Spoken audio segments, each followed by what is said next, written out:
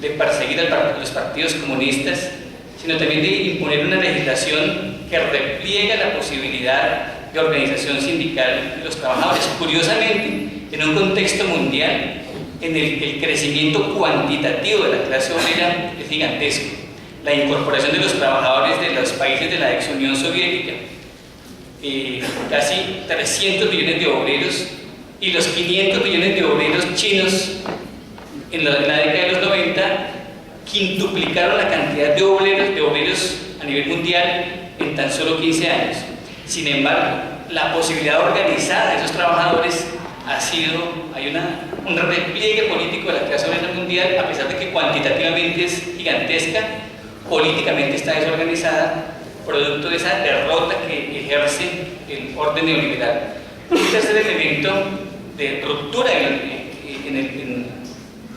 en América Latina, en los países, es el debilitamiento de las posibilidades de ejercicio de la soberanía sobre el suelo, el subsuelo, el espacio aéreo, los recursos mineroenergéticos, los recursos hídricos, la biodiversidad y la posibilidad de acceso casi que libre a los megamonopolios imperialistas. Esos tres elementos dejan en América Latina unas posibilidades que obligan a recomponer las izquierdas. Por eso cobra vigencia en la década de los 90 el pensamiento socialdemócrata, que considera que efectivamente hay un giro socialdemócrata jalonado internacionalmente por personajes como Tony Blair, como Felipe González, que dicen efectivamente el mercado triunfó, no es posible volver al keynesianismo clásico,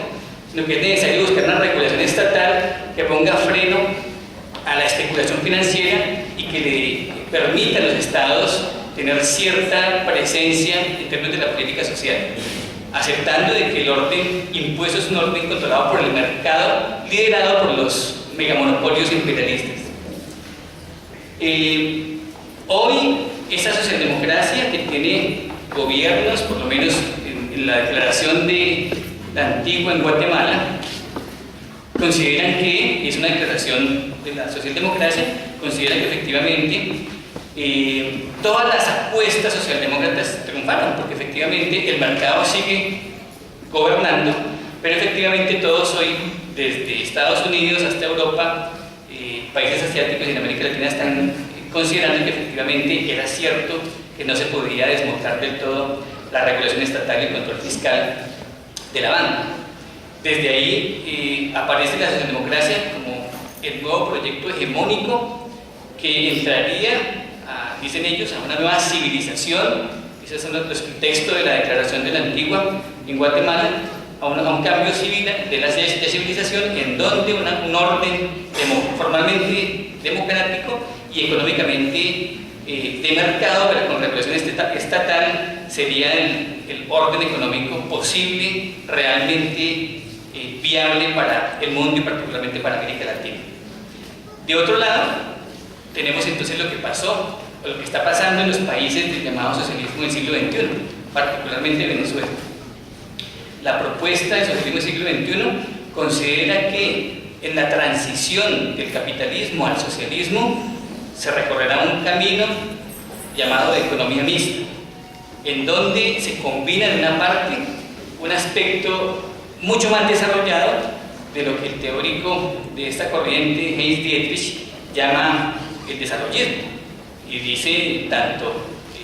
elementos de la Constitución bolivariana como elementos teóricos de Dietrich, que durante un tiempo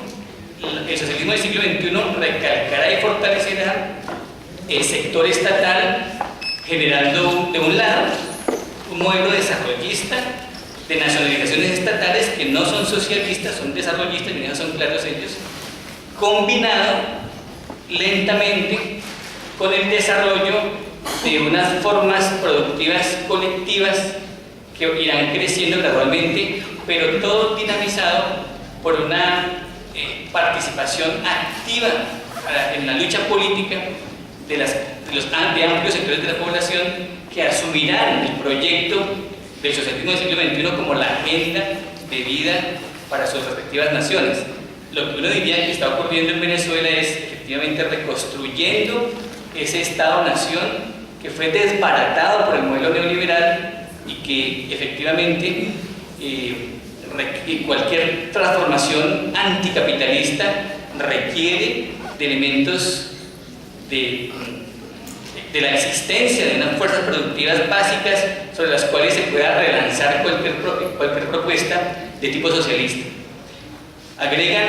y frente a la crisis, como analizan la crisis, hay una combinación en los análisis, por ejemplo, en el documento oficial del PSUV de Venezuela, hay una clara mezcla de elementos de análisis neokeynesiano, que supone que la crisis tuvo origen independiente en la esfera del sector financiero y de ahí se transfirió a la economía real, con planteamientos clásicos marxistas de que fue la sobreproducción en el terreno de la economía real la que luego se transfiere al sector financiero. Entonces hay una mezcla en la teoría por lo menos del PSUV, quizás por la correlación de fuerzas que componen las agendas que hacen parte del gobierno venezolano y del mismo PSUV. Pero efectivamente hoy están aplicando de un lado una agenda, uno diría desarrollista neokeynesiana, nacionalizando empresas, promoviendo la inversión, pero a su vez fortaleciendo ciertas formas de economía colectiva que han sido restringidas en este momento por los efectos de la crisis y sobre todo por la baja en el petróleo, que aportaba a una socialización de la renta petrolera para financiar el fortalecimiento de esa economía colectiva, germen del socialismo. Sin embargo, han sido consistentes en que por un tiempo va a haber una economía mixta que a su vez busca una reserva internacional para hacer frente al orden global del capital, y es una agenda de integración latinoamericana a partir del lado de la izquierda marxista comunista. Encontramos en América Latina una diversidad de posturas analíticas que apelan a los fragmentos que dejó Marx, en algunos casos cuando habló del subconsumo, en otros cuando Marx habló de la tendencia a la caída de la tasa de ganancia, en otros cuando habló de la sobreacumulación de los ciclos de crisis, producto de la sobreacumulación relativa en algún sector de la economía capitalista. No hay un consenso en la izquierda marxista comunista que permita decir, hay una mirada común de qué está pasando, cómo entender la crisis, pero sí hay efectivamente una agenda similar que está fundamentada en la idea de que es necesario luchar para que la crisis no la paguen los pobres y no la paguen los ricos. Esa es como la consigna en América Latina, impulsada por la izquierda marxista comunista, que da para pensar cosas como de pronto la necesidad de entender esos diferentes marcos de sentido de interpretación que desde diferentes lugares, desde los trotskistas, desde los herederos de la tradición del pensamiento soviético, desde los maoístas latinoamericanos, la idea de totalidad marxista para entender la crisis. Es posible que haya elementos del subconsumo, de la tendencia a la caída de la tasa de ganancia, de la sobreacumulación relativa, que sean importantes en el estudio de la crisis. Y la agenda política también varía según los países. En algunos casos, como en Argentina, el Partido Comunista le hace un apoyo crítico a las medidas neokeynesianas de los Kirchner. En otros casos, como Brasil, sectores comunistas en alianza con los sin tierra cuestionan el modelo socialdemócrata de Lula y su pretensión de que Brasil ocupe un lugar privilegiado en el contexto internacional. Me parece que aquí lo que vale la pena es pensar, en el caso de la izquierda marxista latinoamericana, el papel que de una parte tiene, con eso termino,